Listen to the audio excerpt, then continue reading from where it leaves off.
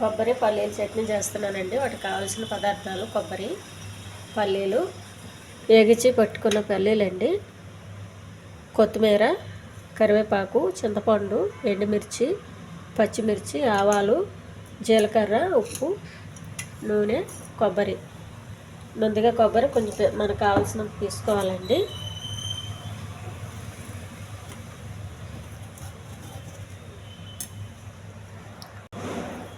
నేనైతే ఇందులో సగం తీసుకుంటున్నానండి.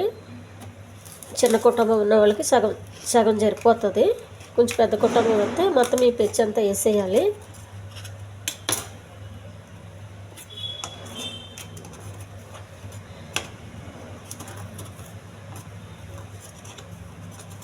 చట్నీ కొంచెం పలచగా చేస్తే తక్కువ వేయాలండి కొబ్బరి.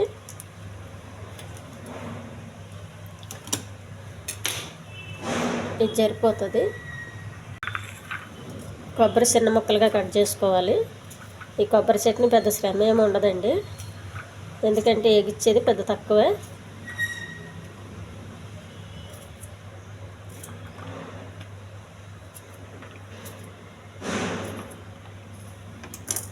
ఒక మిక్సీ జార్ తీసుకోవాలి.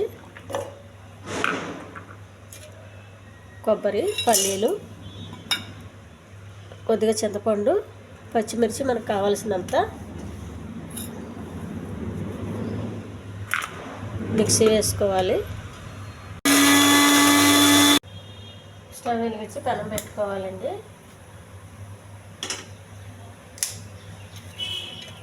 కొత్తిమీర కొంచెం వేడి పెనం మీద కొద్దిగా అలా వేగించాలి.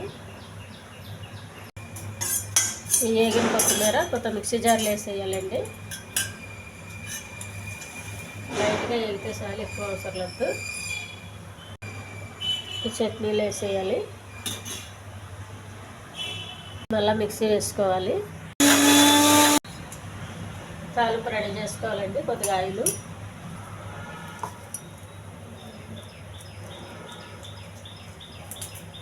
కరివేపాకు,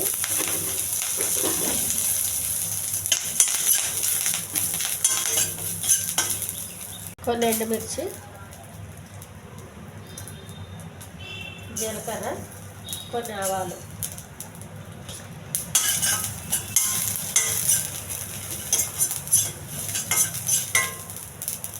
కొద్దిగా ఉప్పు అండి. ఉప్పు వేయలేదు కాబట్టి కొంచెం లాస్ట్కి వేసుకుంటే సరిపోతుంది.